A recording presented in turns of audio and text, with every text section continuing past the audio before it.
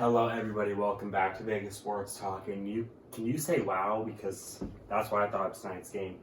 The Vancouver Canucks defeated the Vegas Golden Knights 5-2, and this game was just an absolute domination from Vancouver. We'll get right into it right from the start. Lehner and Markstrom were in net. Team started their fourth lines, and a minute 29 in, Tyler Toffoli scores from Pettersson and Hughes at 1:29. And this Toffoli's first game since the first game in the round robin, in the qualifying round. And he played great tonight. He had 3 points tonight, and this could be a problem for the Vegas Golden Knights. So they're down 1-0, a minute 30 into the game. It did not look good. Martinez got caught puck watching on that goal, and that's why the goal was scored. Then Pettersson had a break in. Lehner was able to stop it. Toffoli was playing well to start. Canucks were playing their game tonight. That's what Pierre McGuire said, and they looked sharper than they did in Game 1. Shots are 4-3 VGK through 10 minutes. Penalty on William Carrier for hooking Stetcher, a Canucks power play. And on that power play, Horvat scores from Toffoli and Pettersson at 10:59. It was bad defense. Let the puck get right into the slot. Just shot a glove side on Lehner and no way to stop it there. And there's these Golden Knight fans that are commenting that Lehner needs to get taken out. Fleury needs to start. Fleury wouldn't have made these saves either. Don't start with me on that.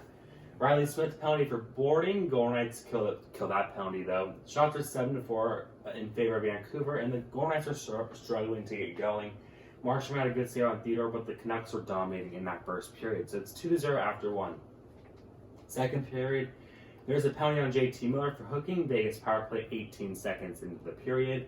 Markstrom had a nice pad save on Theodore, but the Golden Knights didn't score, but they were pressuring with around 17 minutes left.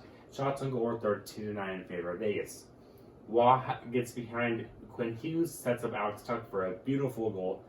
He scores from Waugh and Theodore at 6:34, and this is where I thought the game was about to turn. It was 2-1. Golden Knights were only down 1 at that point, and it looked like the Golden Knights had a chance to come back. There was a penalty on Besser for a delay game. That was a terrible call by the refs. Golden Knight power play, that puck hit the glass.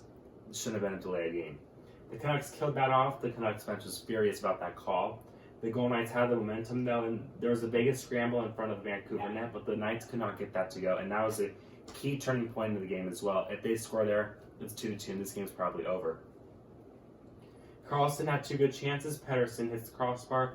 There was a 2-on-1 for Stevenson and Carey. They could not get a shot away on it. And with 1:25 remaining in the period, Pettersson scores from Edler and Toffoli at 18:35. It's Toffoli's third point of the game, and this shut the Golden Knights down. It was 3-1 at this point, and they came out in the third period weak too. Horvat scores from Besser and Edler at 18 seconds. That's the second goal of the game. The Golden Knights were down 4-1 at this point. Vancouver was dominating. They were playing their style of game, and the Golden Knights just couldn't get anything going after that. There was a penalty on Carrier for goaltender interference. Vancouver power play. The Golden Knights killed that penalty. The shots on goal were 30-21 for the Vegas Golden Knights, 15:25 remaining. The Golden Knights had a power play after an Edler tripping on Markstrom, 13:16 remaining. Markstrom had a couple of good saves on the penalty kill, but the Vancouver killed that penalty off.